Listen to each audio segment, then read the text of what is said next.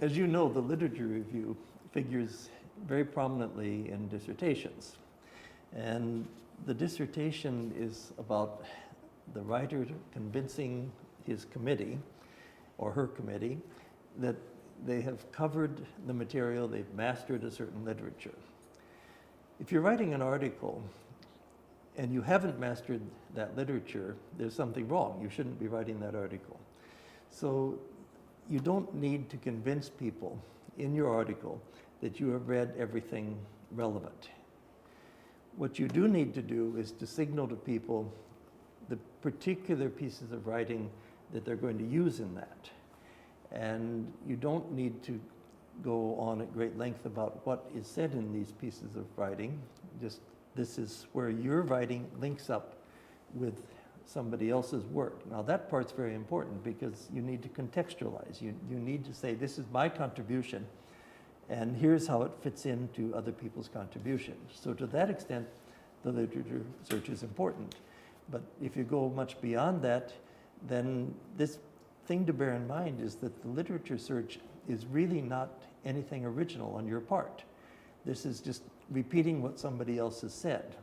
Your article really needs to be about what you have accomplished, what you have learned, and what you're contributing to the rest of the field that you're in.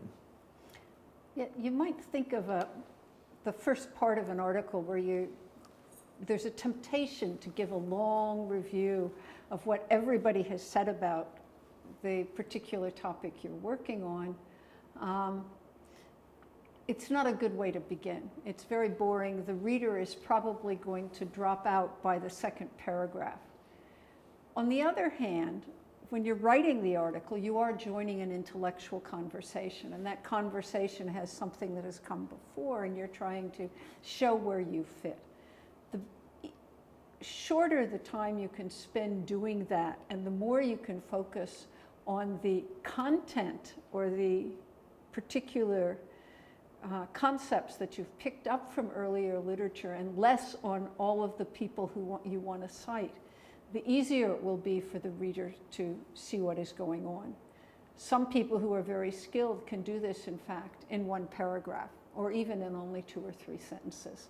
And that's what you should aim for, to sort of show where you fit and what kind of issues you're taking up in this conversation without boring the reader with a long, long list of people who've written things before.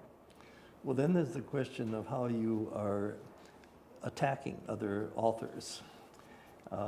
And if you are challenging somebody, disagreeing with somebody, how do you approach that?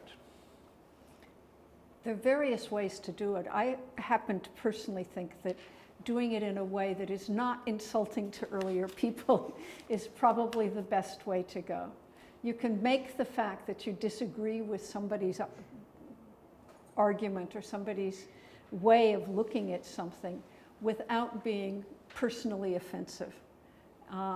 Certainly there are people who like to write in a very polemical style, and there are formats for doing that. There are places where you can publish that. It's usually not in respected academic journals.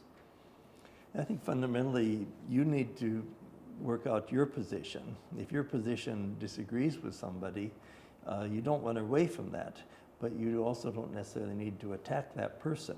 And that's probably the critical point, is that you're disagreeing with an idea that that person has, but you're not necessarily saying that person is a bad scholar, but you have an intellectual conversation going on. And after all, conversations are partly about disagreements.